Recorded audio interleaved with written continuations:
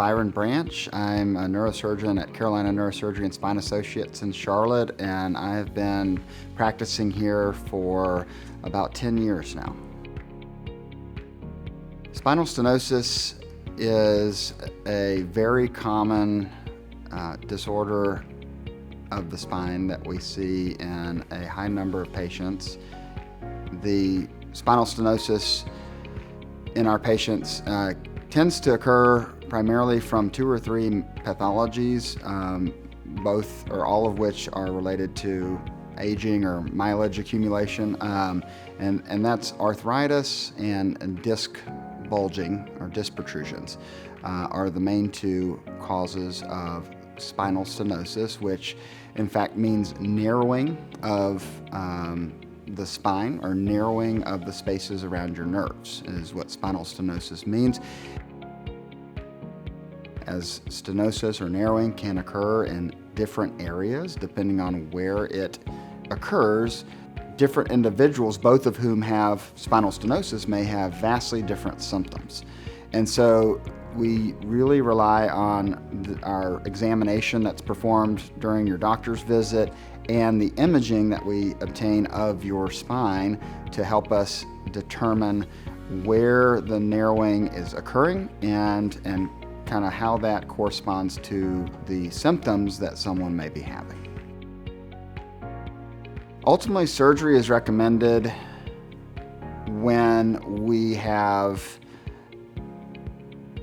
a target on the pictures that can be collaborated or correspond with someone's symptoms. And when the 2 line up, then surgery tends to be considered as a treatment option. Just because we consider surgery doesn't mean that it must or has to happen. And ultimately, in patients that we are considering surgery for, the severity of their symptoms really drives the decision to pursue surgery.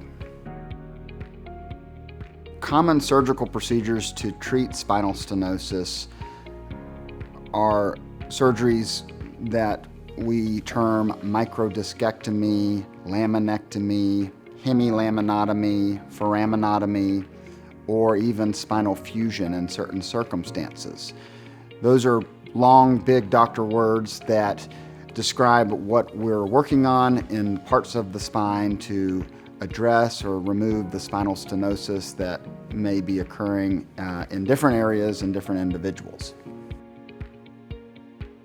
Generally speaking, spinal stenosis surgery tends to be on the lower risk end of the spectrum, if you will, of kind of risky spinal surgeries that we perform, but not in all circumstances. And even though we're doing a lower risk surgery, if someone is relatively unhealthy or has an extensive medical history, it could still be a high risk surgery, and just about any type of complication that you could imagine or think of could potentially occur. And that's why we have conversations ahead of time about what surgery would involve, what sort of risks that an individual patient may be facing based on the type of surgery we're recommending and that patient's individual risk factors.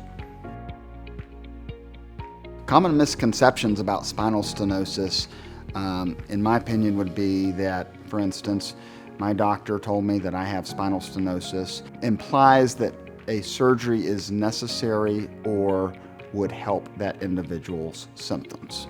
Someone with mild or moderate spinal stenosis may not have any symptoms that we can attribute to that stenosis, whereas someone who has more severe or higher degree spinal stenosis may have symptoms that could potentially be alleviated or benefited by surgical treatment. Another misconception among patients who have spinal stenosis is that spinal stenosis is causing my back pain. There is a long list of causes of back pain, and back pain is not the number 1 typical or characteristic symptom of spinal stenosis. In fact, the main symptom that we look for in patients with symptomatic spinal stenosis is problems with their legs or walking, or in fact shooting pain down your leg, or sciatica.